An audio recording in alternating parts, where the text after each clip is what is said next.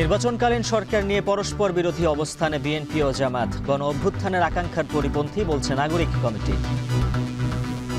রাজনৈতিক দল গঠনের সাথে যদি এই সরকারের সম্পৃক্ততা থাকে তাহলে তো এই সরকার নিরপেক্ষতা হারাবে। এই সরকারের নিরপেক্ষতা কোন কোন দিক থেকে প্রশ্নবোধক হচ্ছে সেটা আমি মনে করি পরিষ্কার হলেই আর বেশি বিভ্রান্তি হবে না। কমিশনগুলো প্রপোজালগুলো যেগুলো আসছে এগুলোকে ইমপ্লিমেন্টেশনের দিকে যাওয়া উচিত, যাতে করে আমরা গণপরিষদের দিকে মুভ করতে পারি। এলডিসি উত্তরণের পরও বাংলাদেশকে সুবিধা দেওয়ার আশ্বাস বিশ্ব বাণিজ্য সংস্থার। দাভোসে প্রধান উপদেষ্টার সঙ্গে মহাপরিচালকের বৈঠক। হাসপাতাল ছেড়ে তারেকের বাসায় বিএনপি চেয়ারপারসন খালেদা জিয়া। শারীরিক অবস্থার উন্নতি হয়েছে জানালেন চিকিৎসক। ডাক্তাররা যেভাবে ওনারা হোপ দিয়েছেন আমাদেরকে যে উনি অচিরেই সুস্থ হয়ে বাংলাদেশে ফিরে যাবেন। যুক্তরাষ্ট্রে 5 শতাধিক অবৈধ অভিবাসী আটক। নিজ দেশে ফেরত হাজারের বেশি। ট্রাম্পের কঠোর অবস্থানে সীমান্তে অপরাধ বাড়ার শঙ্কা।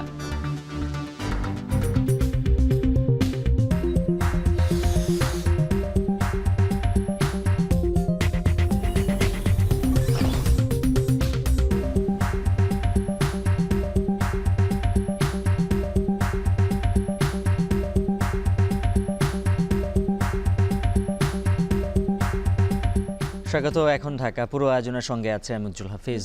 জুলাই ঘোষণাপত্রের অস্পষ্টতা ও সরকারি পৃষ্ঠপোষকতায় শিক্ষার্থীদের নতুন রাজনৈতিক দল গঠনের আশঙ্কা থেকে নির্বাচনকালীন নিরপেক্ষ সরকারের দাবি জানিয়েছে বিএনপি। আর এই মুহূর্তে নির্বাচনকালীন নিরপেক্ষ সরকারের কোনো প্রয়োজন দেখছে না জামাত ইসলামী। আর বিএনপির দাবিকে গণ অভ্যুত্থানের আকাঙ্ক্ষার বিরুদ্ধচারণ উল্লেখ করে গণপরিষদ নির্বাচনের মাধ্যমেই দেশের রাজনীতিতে সমতা ফিরবে বলে মনে করছে জাতীয় নাগরিক কমিটি। বাকিটা জানাচ্ছেন জাওয়াদ মাহমুদ। অন্তর্বর্তীকালীন সরকার যদি নিরপেক্ষ না থাকে তাহলে একটা নিরপেক্ষ সরকার দরকার হবে নির্বাচনের সময়। জাতীয় সংসদ নির্বাচন ও স্থানীয় সরকার নির্বাচনের ডামাডোলে রাজনীতির ময়দানে নতুন করে আলোচনা বিএনপির নির্বাচনকালীন নিরপেক্ষ সরকারের দাবি। বেশ কিছু বিষয়ে অন্তর্বর্তীকালীন সরকার নিরপেক্ষতা পালন করতে পারছেন না। মির্জা ফখরুলের বক্তব্যের পর জবাব আসে উপদেষ্টা নাহিদ ইসলাম, আসিফ মাহমুদ সহ জুলাই গণ অভ্যুত্থানের প্ল্যাটফর্ম বৈষম্য বিরোধী ছাত্র আন্দোলনের তরুণ নেতাদের পক্ষ থেকে। বিএনপির এমন দাবিকে আরেকটা 1-11 ইঙ্গিত বলছেন তারা। আমরা তো এই সরকারকে নিরপেক্ষই আমরা বলছি, তাইলে আরেকটি নিরপেক্ষ সরকারের প্রশ্ন আসবে কেন? ছাত্রদের অভিযোগকে ভিত্তিহীন দাবি করে বিএনপির স্থায়ী কমিটির সদস্য বলেন, জুলাই ঘোষণাপত্রের অস্পষ্টতা ও সরকারি পৃষ্ঠপোষকতায় ছাত্রদের নতুন দল গঠনের আশঙ্কা থেকেই নির্বাচনকালীন নিরপেক্ষ সরকারের কথা বলছেন তারা। এইটা একদম অযৌক্তিক একটা কথা, কেননা এই বাংলাদেশে 1-11 মাধ্যমে সবচাইতে নির্যাতিত দল হলো বিএনপি। এখন ঘোষণাপত্রের কথাই বলছে, কিন্তু এই ঘোষণাপত্রটা কিসের? এটা কি একটা রাজনৈতিক দল গঠনের ঘোষণাপত্র? আর সেই রাজনৈতিক দল গঠনের সাথে যদি এই সরকারের সম্পৃক্ততা থাকে তাহলে তো এই সরকার নিরপেক্ষতা হারাবেই। জামায়াত ইসলামীর নায়েবে আমির মনে করছেন, এই মুহূর্তে নির্বাচনকালীন নিরপেক্ষ সরকারের কোনো প্রয়োজনীয়তা নেই। রাজনৈতিক অস্থিতিশীলতা দূর করতে বিএনপির দাবিকে আরও সুস্পষ্ট করার আহ্বান তার। তাদের এমন কোনো ভূমিকা আমার কাছে মনে হয়নি যে আরেকটি নিরপেক্ষ সরকারের এই মুহূর্তে কোনো প্রয়োজন আছে। তারা যদি এই বিষয়টিতে খুবই সিরিয়াস হয় তাহলে আমি মনে করি যে আরও সুস্পষ্টভাবে এই সরকারের নিরপেক্ষতা কোন কোন দিক থেকে প্রশ্নবোধক হচ্ছে সেটা আমি মনে করি পরিষ্কার হলেই আর বেশি বিভ্রান্তি হবে না। তবে জাতির কাছে এটা পরিষ্কার করা দরকার। বিএনপির এমন দাবিকে গণ অভ্যুত্থানের আকাঙ্ক্ষার বিরুদ্ধচারণ বলছেন এই তরুণ নেতা। গণপরিষদ নির্বাচনের মাধ্যমেই সমতা ফেরার দাবি তার। কোনো ধরনের পার্টি পারপাস সার্ভ করার জন্য, কোনো ধরনের ক্ষমতা কেন্দ্রিক রাজনীতিকে এস্টাবলিশ করার জন্য বাংলাদেশে 2000 মানুষ জীবন দেয়নি। কমিশনগুলো প্রপোজালগুলো যেগুলো আসছে এগুলোকে ইমপ্লিমেন্টেশনের দিকে যাওয়া উচিত, যাতে করে আমরা গণপরিষদের দিকে মুভ করতে পারি। এবং গণপরিষদের দিকে মুভ করে আমরা একটা নতুন সংবিধান পুনর্লিখন হবে এবং সেটার মাধ্যমে আমরা নতুন বাংলাদেশের যে 2.0 যেটা আমাদের জেনজিরা আদর করে বলেন, সেই 2.0 এর দিকে আমরা আসলে এগিয়ে যাব। এমন প্রেক্ষাপটে ঢাকা বিশ্ববিদ্যালয়ের রাষ্ট্রবিজ্ঞানের এই সহযোগী অধ্যাপক বলছেন, শিক্ষার্থীদের নতুন দলের সাথে সরকারের সম্পর্ক স্পষ্ট করা জরুরি। একই সাথে সরকারের সঙ্গে বিএনপির দূরত্ব কমাতে না পারলে নেতিবাচক প্রভাব পড়তে পারে দেশের রাজনীতিতে। লোকমুখে এই প্রচারটা আছে যে যারা সরকারে আছে তাদের সাথে হয়তো এই নবগঠিত রাজনৈতিক দলগুলোর সম্পর্ক থাকতে পারে। যদি এটা ক্লিয়ার হয়ে যায়, পরিষ্কার হয়ে যায়, তখন তো আসলে শেখ হাসিনার মতো করেই প্রবলেমটা তৈরি হচ্ছে। বিএনপি এবং সরকার যদি একে অপরকে সহযোগিতা না করে, বিএনপি এবং সরকার যদি একে অপরের কমপ্লিমেন্টারি না হয়, তাহলে কারোর জন্যই ভালো হবে না। তবে রাজনীতির মাঠে নানা ধরনের বিরোধের মাঝেও জাতীয় স্বার্থ সংশ্লিষ্ট বিষয়ে শেষ পর্যন্ত ঐক্যবদ্ধ থাকার কথাই জানিয়েছে দলগুলো। জাওয়াদ মাহমুদ, এখন, ঢাকা। বিশ্ব অর্থনৈতিক ফোরামে 4 দিন ব্যস্ততম সময় কাটিয়েছেন প্রধান উপদেষ্টা ডক্টর মোহাম্মদ ইউনূস। বিশ্বের বড় কোম্পানিগুলো বাংলাদেশে বিনিয়োগের আগ্রহ প্রকাশ করেছে বলে জানিয়েছেন প্রধান উপদেষ্টার প্রেস সচিব। তিনি বলেন, ডক্টর ইউনূসের ব্যক্তি ইমেজের কারণে বিশ্বে বাংলাদেশের ভাবমূর্তি উজ্জ্বল হয়েছে। শুক্রবার বিশ্ব বাণিজ্য সংস্থার মহাপরিচালক বাংলাদেশকে স্বল্পোন্নত দেশ থেকে উত্তরণের পরও সহায়তার আশ্বাস দেন। এছাড়া মাতারবাড়ি বন্দর পরিচালনায় আগ্রহ প্রকাশ করেছে সৌদি কোম্পানি। হাসিব বিল্লার প্রতিবেদন। বিশ্ব অর্থনৈতিক ফোরামের বার্ষিক সম্মেলনে অংশ নেওয়ার পাশাপাশি 4 দিনের সফরে উচ্চ পর্যায়ের প্রায় 50টি সাইড ইভেন্টে অংশ নেন প্রধান উপদেষ্টা। সফরের শেষ দিন শুক্রবার 7টি অনুষ্ঠানে যোগ দেন অন্তর্বর্তী সরকার প্রধান। সুইজারল্যান্ডের ডাভোসে বিশ্ব বাণিজ্য সংস্থার মহাপরিচালক এনগোজি ওকানজো ইয়েওয়েলার সঙ্গে বৈঠক করেন ডক্টর মোহাম্মদ ইউনূস। প্রধান উপদেষ্টা WTO মহাপরিচালককে জানান, আওয়ামী লীগ সরকার দেশের অর্থনীতিকে ধ্বংস করেছে, বাংলাদেশ এখন ঘুরে দাঁড়িয়েছে। এ সময় ইয়েলো বলেন, বিশ্বের শীর্ষ ব্যবসা প্রতিষ্ঠানগুলোকে বাংলাদেশে তাদের শিল্পের স্থানান্তর করার আহ্বান জানাবেন তিনি। এছাড়া আশ্বাস দেন, এলডিসি উত্তরণের পরেও ডিউটি ফ্রি বাণিজ্যিক সুবিধা দেওয়ার বিষয়ে বাংলাদেশকে সহযোগিতা করবে বিশ্ব বাণিজ্য সংস্থা। এদিন প্রধান উপদেষ্টার সঙ্গে বৈঠক করেন রেড সি গেটওয়ে টার্মিনাল কোম্পানির নির্বাহী কমিটির চেয়ারম্যান আনেম আলী রেজা। মাতারবাড়ির গভীর সমুদ্র বন্দর পরিচালনায় আগ্রহ প্রকাশ করে আলী রেজা বলেন, মাতারবাড়িকে এই অঞ্চলের অন্যতম প্রধান শিপিং হাব হিসাবে রূপান্তর করতে আগ্রহী তার কোম্পানি। এছাড়া পতেঙ্গা টার্মিনালের দক্ষতা বাড়ানোর জন্য প্রায় $200 মিলিয়ন বিনিয়োগ করার পরিকল্পনার কথা জানান আলী রেজা। অন্যদিকে প্রধান উপদেষ্টা ডক্টর মোহাম্মদ ইউনূসের সঙ্গে সাক্ষাৎ করেন যুক্তরাষ্ট্রের বিনিয়োগকারী রেড আলিও। ডোনাল্ড ট্রাম্প ক্ষমতায় আসায় বাংলাদেশে কোনো নেতিবাচক প্রভাব পড়বে না জানিয়ে রেড আলিও বলেন, উল্টো চীন থেকে বাণিজ্যিক উৎপাদন বাংলাদেশে সরে আসার সম্ভাবনা আছে। পরে প্রেস সচিব শফিকুল আলম জানান, ডক্টর ইউনূসের ব্যক্তিত্বের কারণে এই সফরে ইউরোপীয় ইউনিয়ন সহ বিশ্ব নেতারা বাংলাদেশকে সহযোগিতার আশ্বাস দিয়েছে। তারা বাংলাদেশের সংস্কার উদ্যোগকেও স্বাগত জানিয়েছে। তবে সফরে চট্টগ্রাম সমুদ্র বন্দরের সক্ষমতা বাড়ানো ও আসিয়ানের সদস্যপদ পেতে গুরুত্ব দেন প্রধান উপদেষ্টা। বাংলাদেশের প্রতি পুরো ওয়ার্ল্ডের অ্যাটেনশনটা ফিরে এসছে প্রফেসর ইউনূসের ইমেজের কারণে। বাংলাদেশে স্ট্যাবিলিটি ফিরে আসছে এবং এই স্ট্যাবিলিটি যে ফিরেছে এটার দেখা যাচ্ছে, এটার পুরো মেসেজটা পেয়েছে গ্লোবাল যারা টপ বিজনেসম্যান। এইবারের দাভোসে এসে উনি বারবার বলছেন যে চিটাং পোর্টকে আমাদেরকে যে করে হোক এফিশিয়েন্ট করতে হবে। পুরো বে অফ বেঙ্গল জুড়ে যে আমাদের পোর্টের যে ইনফ্রাস্ট্রাকচার যাই আছে সেটাকে আমাদের একটা ওয়ার্ল্ড ক্লাস স্ট্যান্ডার্ড করতে হবে, যাতে এইটার উপর আসলে নির্ভর করছে আমরা বাইরের থেকে কত ম্যানুফ্যাকচারিং কোম্পানিগুলো কিভাবে বাংলাদেশে আসবে কি আসবে না। 4 দিনের সফর শেষে শনিবার ঢাকায় ফিরবেন ডক্টর মোহাম্মদ ইউনূস। হাসিব বিল্লাহ, এখন, ঢাকা। যুক্তরাষ্ট্র থেকে বছরে 50 লাখ টন তরলকৃত গ্যাস কিনবে বাংলাদেশের জন্য যুক্তরাষ্ট্রের আর্জেন্ট এলএনজি ও বাংলাদেশের মধ্যে নন বাইন্ডিং একটি চুক্তি স্বাক্ষর হয়েছে। চুক্তি শেষে দেয়া বিবৃতিতে জানানো হয়, এই চুক্তির মাধ্যমে নতুন মার্কিন প্রশাসনের জ্বালানি বান্ধব নীতি প্রতিফলিত হলো। আর্জেন্ট এলএনজি 2.5 কোটি টন এলএনজি সরবরাহের সক্ষমতার একটি অবকাঠামো লুইজিনিয়ায় গড়ে তোলা হয়েছে। পোর্ট ফরচুনে তাদের প্রকল্পটির কাজ শেষ হলে চুক্তি অনুসারে এখান থেকে বাংলাদেশের রাষ্ট্রীয় মালিকানাধীন কোম্পানি পেট্রো বাংলার কাছে এলএনজি বিক্রি করতে পারবে।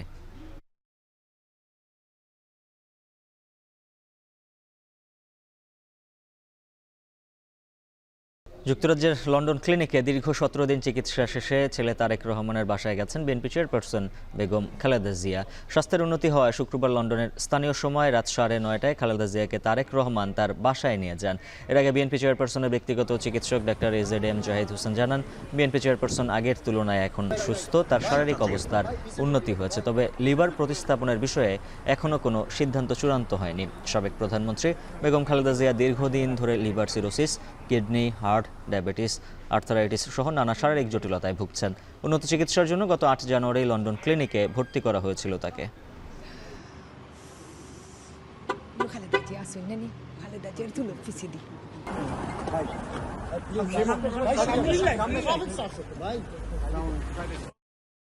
ডাক্তাররাও পরামর্শ দিয়েছে বাসায় গেলে আরো মেন্টালি মোর রিল্যাক্স থাকবেন। উনি খুব হাসি খুশি এবং উনি যাওয়ার সময় আপনাদের সবাইকে দোয়া করতে বলেছেন এবং যাতে দেশের মানুষ সারা পৃথিবীর মানুষের জন্য দোয়া করে এবং আমাদের বিশ্বাস উনি অচিরেই বাংলাদেশে ফিরবেন। ঢাকা বিশ্ববিদ্যালয়ের ভর্তি পরীক্ষায় কোটার যৌক্তিক সংস্কার আনা হয়েছে এবং মুক্তিযোদ্ধাদের নাতি নাতনিকে বাদ দিয়ে শুধু সন্তান পাবে কোটার সুবিধা, এমনটা জানিয়েছেন ঢাকা বিশ্ববিদ্যালয়ের উপাচার্য অধ্যাপক ডক্টর নিয়াজ আহমেদ খান। শনিবার ঢাকা বিশ্ববিদ্যালয়ের কলা, আইন ও সামাজিক বিজ্ঞান ইউনিটে ভর্তি পরীক্ষা কেন্দ্র পরিদর্শন শেষে একথা বলেন উপাচার্য। আমাদের কিছু কোটা, মুক্তিযুদ্ধের কোটা, আমরা নাতি নাতনি পর্যায়ের যে অংশটুকু ছিল সেটি আমরা একদম পদ্ধতিগতভাবে একটি প্রক্রিয়ার মধ্য দিয়ে যেয়ে এটা একটা প্রক্রিয়াগতভাবে করতে হয় আমাদের। এই পদ্ধতি শেষ করে সেটি এখন সন্তান পর্যায়ে এসছে এবং আমাদের অপরাপর যে কোটাগুলো প্রত্যেকটি ছাদ যৌক্তিকভাবে সংস্কার করা হয়েছে। এই বিষয়ে দায়বদ্ধ এবং আমরা পরিশ্রম করে যাচ্ছি। এখন পর্যন্ত কোনো বড় মাপের বিপদ হয়নি, কোনো অভিযোগও আসেনি।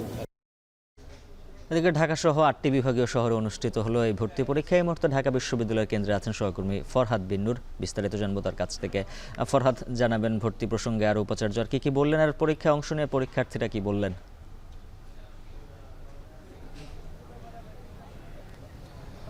উজ্জ্বল, পরীক্ষা কিন্তু এখনো শেষ হয়নি। পরীক্ষা বেলা 11টা থেকে শুরু হয়েছে, সেটি কিন্তু 1.5 ঘন্টা পরীক্ষা চলবে, অর্থাৎ পরীক্ষা শেষ হবে 12:30টার দিকে এবং এখনো পরীক্ষা চলছে। এর মধ্যেই ঢাকা বিশ্ববিদ্যালয়ের উপাচার্য সাংবাদিকদের সঙ্গে কথা বলেছেন কেন্দ্র পরিদর্শন শেষে। তিনি যেটি জানিয়েছেন যে আমরা কিন্তু দেখেছি যে বিগত যে মেডিকেল ভর্তি পরীক্ষা হয়েছিল সেখানে কিন্তু কোটা নিয়ে একটা বিতর্ক তৈরি হয় এবং সেই বিতর্ক যেন আর কোথাও না থাকে। আমরা ইতিমধ্যেই ঢাকা বিশ্ববিদ্যালয়ের যে উপাচার্য তার কাছ থেকে যেটি জানতে পারলাম, তিনি বললেন যে কোটায় একটি যৌক্তিক সংস্কার আনা হয়েছে ঢাকা বিশ্ববিদ্যালয়ে। একই সঙ্গে যে মুক্তিযোদ্ধা কোটা, সেখানে নাতি নাতনিদেরকে বাদ দিয়ে সেখানে শুধুমাত্র যারা সন্তান মুক্তিযোদ্ধাদের তারাই সেই মুক্তিযোদ্ধার কোটার সুবিধাটা এখানে পাবে। এটি কিন্তু ঢাকা বিশ্ববিদ্যালয়ের উপাচার্য বললেন। আরও একটি বিষয় বললেন যে আমরা কিন্তু দেখি যে বিভিন্ন সময় ভর্তি পরীক্ষার অনেক পরে আসলে জানা যায় যে সেই ভর্তি পরীক্ষায় প্রশ্নপত্র ফাঁস হয়েছে। তো এবার সেরকম প্রশ্নপত্র ফাঁস এড়াতে ঢাকা বিশ্ববিদ্যালয়ের কী ধরনের পদক্ষেপ ছিল সে বিষয়ে ঢাকা বিশ্ববিদ্যালয়ের উপাচার্যের কাছ থেকে আমরা জানতে চেয়েছি। তিনি বললেন যে প্রত্যেকটি জায়গায় প্রত্যেকটি পদক্ষেপে তাদের পরীক্ষা নেয়ার ক্ষেত্রে তারা সচেতন ছিলেন এবং প্রশ্নপত্র ফাঁসের কোনো সুযোগ নেই বলে কিন্তু তিনি জানিয়েছেন। এবং আরেকটি বিষয় জানায় যে এবার আমরা দেখছি যে ঢাকা বিশ্ববিদ্যালয়ের কলা, আইন এবং সামাজিক বিজ্ঞান যে ইউনিট, সেখানে 2934টি আসনের বিপরীতে 1,25,000 শিক্ষার্থী কিন্তু আবেদন করে। অর্থাৎ আমরা দেখছি যে এখানে আসন প্রতি 43 জন শিক্ষার্থী এখানে আজকে প্রতিদ্বন্দ্বিতা করছে। এবং একই সঙ্গে আরেকটা বিষয় বলতে হয় যে এই শিক্ষার্থীরা যখন এইচএসসির পরীক্ষায় অংশ নিয়েছিল তখন অর্ধেক পরীক্ষা শেষ হওয়ার পরে কিন্তু আমরা দেখেছি যে দফায় দফায় 5 ধাপে তাদের এইচএসসির পরীক্ষা পেছানো হয়। অর্থাৎ বাকি পরীক্ষাগুলো শেষ পর্যন্ত আর নেওয়া সম্ভব হয়নি এবং এরপরেই কিন্তু এভাবে করে কিন্তু রেজাল্টটা দিয়ে দেওয়া হয়। এবং আমরা জানি যে তারা এইচএসসি পরীক্ষায় অংশ নিয়েছিল সংক্ষিপ্ত সিলেবাসে, যেহেতু তারা পর্যাপ্ত সময় আসলে পায়নি এবং তাদের এসএসসি পরীক্ষা যখন তারা দেয় 2022 সালে, তখন করোনার একটা সময় ছিল, সে কারণে স্বাভাবিক সময়ে পরীক্ষা না হয়ে দেরিতে হয়। সে কারণে তারা সব মিলিয়ে এইচএসসিতেও পর্যাপ্ত সময় না পাওয়ার কারণে তাদের সেখানে সংক্ষিপ্ত সিলেবাসে পরীক্ষা হয় এবং আজকেও সংক্ষিপ্ত সিলেবাসের উপরই কিন্তু তাদের আজকে ভর্তি পরীক্ষাটা হচ্ছে। তো এই ছিল উজ্জ্বল আমার কাছে ঢাকা বিশ্ববিদ্যালয়ে কলা, আইন এবং সামাজিক বিজ্ঞান অনুষদের ভর্তি পরীক্ষা থেকে সবশেষ তথ্য। দিনাজপুরের বড় ময়দানে অনুষ্ঠিত হচ্ছে জামায়াতে ইসলামের কর্মী সম্মেলন। সেখানে বক্তব্য রাখছেন দলটির আমির ডাক্তার শফিকুর রহমান। সরাসরি চলে যাচ্ছে সেখানে। আমি আপনাদের এই পাশের জেলা কুড়িগ্রামের রৌমারিতে গেলাম, বন্যায় সেখানে কিছু কাজ করার জন্য। দেখি যে আমার পাশে নেতৃবৃন্দ কি জানি টেলিফোনে শুধু কুসকাস করে। আমি বুঝলাম সামথিং রং। পাশে এনে জিজ্ঞেস করে জানলাম যে থানা থেকে তাদের উপর প্রেশার ক্রিয়েট করা হচ্ছে। কে এসেছেন, কি করছেন, কোথায় যাবেন? আমি তাদেরকে বললাম সব জানিয়ে দিই। জনগণের পাশে দাঁড়ানোর কারণে যদি এখান থেকে আমাকে গ্রেফতার করে, শতবার গ্রেফতার করে, আমি এটা পরোয়া করি না। মানুষ দেখো, ওরা কিছু করে না, আমরা কিছু করতে গেলে আমাদেরকে করতেও দেয় না। সম্মানিত ভাইয়েরা, এই ধরনের আচরণ পুরোটা সময় জুড়েই আমাদের সাথে করেছে। আমরা তাই বলে কি দমে যাব? আমরা আক্রান্ত আহত হয়ে আমরা আদালতে বিচার পাইনি।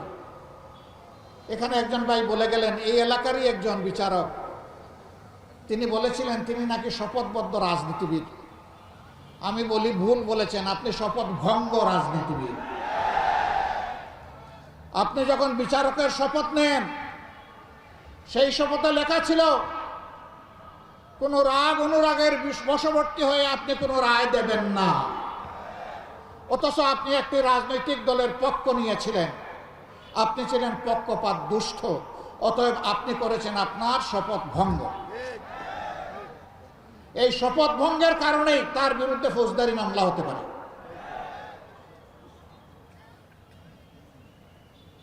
এইভাবে তারা বিচার করেছে, নির্বাচন কমিশনকে বশীভূত করেছে, গোলাম বানিয়েছে। বাংলাদেশের মানুষকে তারা চেয়েছিল তাদের গোলাম বানাতে। আল্লাহ তাআলা আমাদেরকে মুক্তি দিয়েছিল।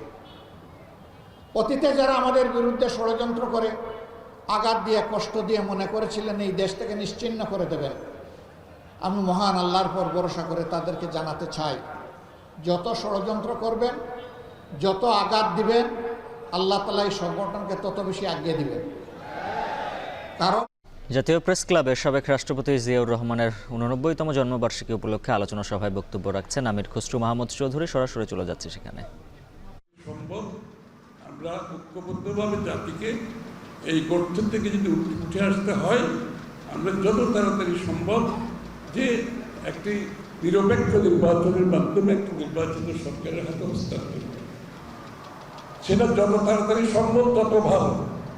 কারণ অনির্বাচিত সরকার দেশ পরিচালনা যত বেশি দিন করবে, তত বেশি গণবিচ্ছিন্ন সিদ্ধান্ত আসতে থাকবে, তত বেশি জনগণের ইচ্ছার প্রতিফলন হওয়ার যে রাষ্ট্র পরিচালনায় সেটা অনুপস্থিত থাকবে।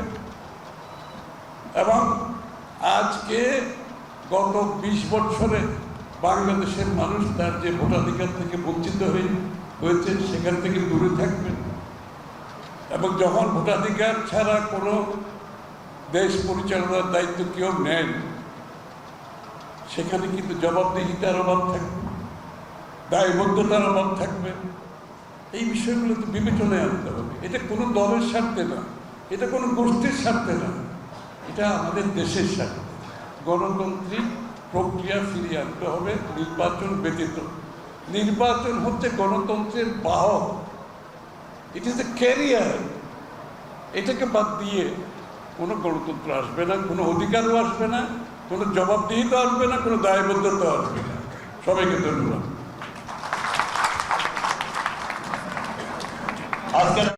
নরসিংদীর হাড়িধোয়া নদীতে চলছে পরিচ্ছন্নতা অভিযান। নদীকে স্বাভাবিক অবস্থায় ফেরাতে প্রায় 600 শ্রমিক নিয়ে পরিচ্ছন্নতা অভিযান শুরু করেছে জেলা প্রশাসন। বিস্তারিত জানাতে নদী প্রাঙ্গণ থেকে যুক্ত আছেন সহকর্মী রাকিবুল ইসলাম। রাকিব, জানাবেন এই নদী পরিচ্ছন্ন হলে স্থানীয়রা কতটা সুফল পাবেন?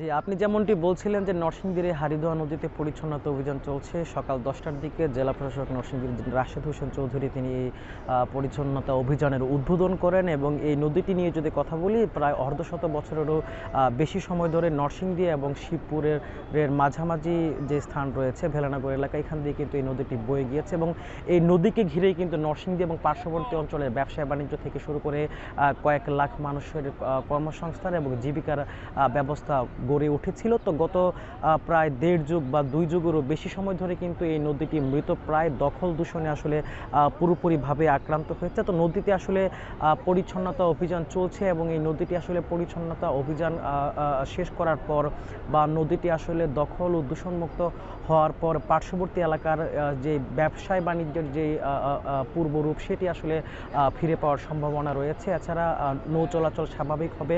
এছাড়া পার্শ্ববর্তী অঞ্চলের যে পরিবেশ সেটি আসলে অনেকটা ইতিবাচক হবে বলে আমরা জানতে পেরেছি। তো এই নদীকে নিয়ে যদি আরও কথা বলি, জেলা প্রশাসন যদিও আসলে এখন থেকে এই নদী পরিচ্ছন্নতা অভিযানের কাজ শুরু করেছে, এই নদী এবং পার্শ্ববর্তী অঞ্চলের নদী যেগুলো রয়েছে সেগুলো নিয়েও কিন্তু কাজ করছে নরসিংদী পরিবেশ আন্দোলন সহ বেশ কয়েকটি সামাজিক ও স্বেচ্ছাসেবী সংগঠন। তাদের কর্মীদের সাথেও কথা হয়েছে, তারাও আসলে জেলা প্রশাসনের এই উদ্যোগটিকে সাধুবাদ জানিয়েছেন। তারা যেমনটি বলছিলেন যে এই উদ্যোগটির মাধ্যমে নদী এবং নদী তীরবর্তী মানুষ আসলে প্রাণ ফিরে পাবে। সেই সাথে এইসব অঞ্চলকে কিংবা এই নদীকে ঘিরে নরসিংদী, শিবপুর এবং পার্শ্ববর্তী অঞ্চলের মানুষের যে জীবিকা, যে কর্মসংস্থান, সেটি আসলে আবার ফিরে আসবে। তো নদী আসলে এই মুহূর্তে পরিচ্ছন্নতা অভিযান চলছে। জেলা প্রশাসক রাশেদ হোসেন চৌধুরীর সাথে আমার কথা হয়েছে। তিনি বলছিলেন যে যদিও বড় কোনো প্রকল্প নেই, কোনো প্রকার প্রকল্প ছাড়াই তারা আসলে জেলা প্রশাসনের উদ্যোগে এই নদী পরিচ্ছন্নতা অভিযান চালাচ্ছেন। বড় কোনো প্রকল্প আসলে পরবর্তীতে আসলে এই নদীকে নিয়ে আরও বড়সড় চিন্তা ভাবনা বা ব্যাপক পরিসরে চিন্তা করার সুযোগ তৈরি হবে। তিনি সকাল থেকে এখানে আছেন এবং তিনি আসলে এখানকার কর্মী যারা রয়েছেন প্রায় 600 কর্মী এখানে কাজ করছেন নদী পরিচ্ছন্নতা অভিযানের। সকলের সাথে আসলে সমন্বয় করছেন বা যোগাযোগ করছেন। সপ্তাহব্যাপী আসলে এই অভিযান চলবে। কতদিন লাগবে আসলে এই অভিযান শেষ হতে সেটা আসলে এই মুহূর্তে বলা যাচ্ছে না। এই ছিল নরসিংদী থেকে আমার কাছে সবশেষ। এরই মধ্যে এই 5 শতাধিক অবৈধ অভিবাসী আটক, সামরিক বিমানে চড়িয়ে ফেরত পাঠানো হয়েছে আরও 1000-এরও বেশি মানুষকে। ক্ষমতা গ্রহণের পর অভিবাসীদের বিরুদ্ধে ট্রাম্প সরকারের এমন কঠোর অবস্থানে সীমান্তে অপরাধ বাড়বে বলছে স্থানীয় প্রশাসন। আরও জানাচ্ছেন নুজহাত কামাল। গেল সোমবার 47তম মার্কিন প্রেসিডেন্ট হিসেবে দায়িত্ব নিয়েই প্রতিবেশী মেক্সিকো থেকে যুক্তরাষ্ট্রের দক্ষিণ সীমান্তে অভিবাসীদের প্রবেশ নিষিদ্ধে নির্বাহী আদেশ জারি করেন ডোনাল্ড ট্রাম্প। ক্ষমতা গ্রহণের প্রথম দিনই অবৈধ অভিবাসনকে জাতীয় জরুরি সংকট ঘোষণা করেন এবং সীমান্তে নিরাপত্তা নিশ্চিতে সহযোগিতার দায়িত্ব দেন সেনাবাহিনীকে। রাজনৈতিক আশ্রয় এবং মার্কিন ভূখণ্ডে জন্ম নেয়া ভিনদেশি মা বাবার সন্তানকে নাগরিকত্ব প্রদান নিষিদ্ধেও নেন পদক্ষেপ। বিপদসংকুল পথ পেরিয়ে কোনো রকমে বিশ্বের সবচেয়ে ধনী দেশটিতে পা রেখেছিলেন ভাগ্য বদলের আশায়। ট্রাম্পের দায়িত্বের প্রথম 3 দিনেই গ্রেপ্তার হয়েছেন এমন 500-র বেশি অবৈধ অভিবাসী। যুক্তরাষ্ট্রের ইমিগ্রেশন অ্যান্ড কাস্টমস এনফোর্সমেন্ট তথা আইসের তথ্য অনুযায়ী বৃহস্পতিবার পর্যন্ত আটক 450 ব্যক্তির বিরুদ্ধে ফৌজদারি মামলা দায়ের করা হয়েছে। 150-র বেশি মানুষকে গ্রেপ্তার দেখানো হলেও তাদের বিরুদ্ধে কোনো অপরাধের অভিযোগ দেখাতে পারেনি প্রশাসন। একই সময়ে সামরিক বিমানে চড়িয়ে যুক্তরাষ্ট্র থেকে ফেরত পাঠানো হয়েছে হাজার খানেক অবৈধ অভিবাসীকে। অভিবাসীদের বিরুদ্ধে এমন কঠোর অবস্থান সীমান্তে অপরাধ বাড়াবে বলছে স্থানীয় প্রশাসন। With my experience, I believe we're going to encounter more vehicle pursuits. We're going to encounter more people trying to smuggle through the brush area, through the ranches, through the farms. As it gets harder and harder to cross the border illegally, people are going to become more and more desperate, whether it's the people themselves that are illegal aliens that are crossing, or it's the smugglers. They need to be successful for them to make money, and as it gets harder and harder for them to be successful, we do see that the increases in assaults, uses of force, things like that do. যুক্তরাষ্ট্র Mexico সীমান্তে অনুপ্রবেশ ও চোরাচালান ঠেকাতে 10,000 সেনা চেয়ে সশস্ত্র বাহিনীকে অনুরোধ জানাতে পারে মার্কিন স্বরাষ্ট্র মন্ত্রণালয়। সীমান্তে টহল বিষয়ক ফাঁস হওয়ায় একটি নথির বরাতে জানিয়েছে বিভিন্ন সংবাদ মাধ্যম। নুজহাত কামাল, এখন বিশ্ব। এদিকে ক্ষমতা গ্রহণের পরে বিভিন্ন ইস্যুতে সমালোচনায় পড়তে হয়েছে যুক্তরাষ্ট্রের নতুন প্রেসিডেন্ট ডোনাল্ড ট্রাম্পকে, যার মধ্যে অন্যতম হলো গ্রিনল্যান্ড কেনার বিষয়টি। জনমত জরিপে উঠে এসেছে প্রায় 78% মানুষ ট্রাম্পের এই সিদ্ধান্তকে আধিপত্য বিলে ধিক্কার দিচ্ছেন। বাকিটা জানাচ্ছেন জাহানারা ভুইয়া। গালফ অফ মেক্সিকোর নাম পরিবর্তন করে গালফ অফ আমেরিকা, পানামা খালের দখল ও গ্রিনল্যান্ড কেনার মতো বিতর্কিত সব ইস্যু সঙ্গে নিয়েই যুক্তরাষ্ট্রের মসনদে বসেছেন ডোনাল্ড ট্রাম্প। বিশ্বে আধিপত্য বাড়ানোর চিরায়ত বৈশিষ্ট্য থেকেই হয়তো এসব সিদ্ধান্ত মার্কিন প্রেসিডেন্টের। তবে ট্রাম্পের এই সিদ্ধান্ত ব্যাপক সমালোচনা কুড়াচ্ছে বিশ্বজুড়ে। চীনের গ্লোবাল টেলিভিশন সিজিটিএন পরিচালিত বিশ্বব্যাপী অনলাইন জনমত জরিপে দেখা যায়, এতে অংশগ্রহণকারী 78%ই যুক্তরাষ্ট্রের এই পদক্ষেপকে আঞ্চলিক সম্প্রসারণমূলক আধিপত্য বলছেন। শুধু জরিপ নয়, মার্কিন প্রেসিডেন্টের এমন সিদ্ধান্তে সরাসরি ভুক্তভোগীরাও ক্ষোভে ফুঁসছেন। এমনই একজন ডেনমার্কের রাজনীতি বিষয়ক বিখ্যাত টেলিভিশন সিরিজ বোর্গেনের নাট্যকার অ্যাডাম প্রাইস। বন্ধুরাষ্ট্র হয়েও কেন গ্রিনল্যান্ডের দিকে হাত বাড়িয়েছেন ট্রাম্প, জানতে চান তিনি। It was very strange all of a sudden to see Greenland appear in the headlines now with the United States, and obviously this very strange situation with the current leadership in the US demanding almost full control over Greenland. বহু আগে থেকেই যুক্তরাষ্ট্রের চোখ Arctic মহাসাগরের দিকে। Russia ও চীনের পাশাপাশি তারাও সেখানে প্রভাব খাটাতে চায় জোরালোভাবেই। 2019 সালে মার্কিন প্রেসিডেন্ট হিসেবে ক্ষমতা গ্রহণের পরই ডেনমার্কের স্বায়ত্তশাসিত এই অঞ্চলটি কেনার আগ্রহ দেখান ট্রাম্প। আর এবার ক্ষমতা গ্রহণের পরপরই এ বিষয়ে পদক্ষেপের কথা জানায় হোয়াইট হাউস। তবে প্রাকৃতিক সম্পদে ভরপুর গ্রিনল্যান্ডের অখণ্ডতা রক্ষায় একজোট এ অঞ্চলের মানুষ। We don't know the American demands and wishes for Greenland because the idea of buying Greenland is off the table. It's not going to happen. It is impossible.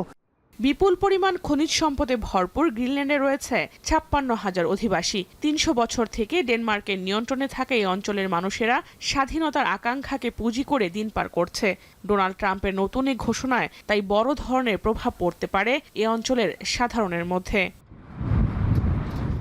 Jahanara Bhuiyan, এখন বিশ্ব। এখন ঢাকা শেষ করার আগে শিরোনামগুলো জানিয়ে দিচ্ছে আরও একবার। নির্বাচনকালীন সরকার নিয়ে পরস্পর বিরোধী অবস্থানে বিএনপি জামায়াত। গণ অভ্যুত্থানের আকাঙ্ক্ষার পরিপন্থী বলছে নাগরিক কমিটি। রাজনৈতিক দল গঠনের সাথে যদি এই সরকারের সম্পৃক্ততা থাকে তাহলে তো এই সরকার নিরপেক্ষতা হারাবে। এই সরকারের নিরপেক্ষতা কোন কোন দিক থেকে প্রশ্নবোধক হচ্ছে সেটা আমি মনে করি পরিষ্কার হলেই আর বেশি বিভ্রান্তি হবে না। কমিশনগুলো প্রপোজালগুলো যেগুলো আসছে এগুলোকে ইমপ্লিমেন্টেশনের দিকে যাওয়া উচিত, যাতে করে আমরা গণপরিষদের দিকে মুভ করতে পারি। এলডিসি উত্তরণের পরও বাংলাদেশকে সুবিধা দেওয়ার আশ্বাস বিশ্ব বাণিজ্য সংস্থার। দাওসের প্রধান উপদেষ্টার সঙ্গে মহাপরিচালকের বৈঠক।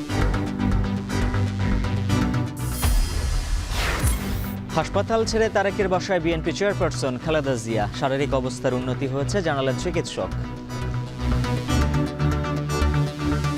ডাক্তাররা যেভাবে ওনারা হোপ দিয়েছেন আমাদেরকে যে উনি অচিরেই সুস্থ হয়ে বাংলাদেশে ফিরে যাবেন। যুক্তরাষ্ট্রে 5 শতাধিক অবৈধ অভিবাসী আটক। নিজ দেশে ফেরত হাজারেরও বেশি। ট্রাম্পের কঠোর অবস্থানে সীমান্তে অপরাধ বাড়ার শঙ্কা।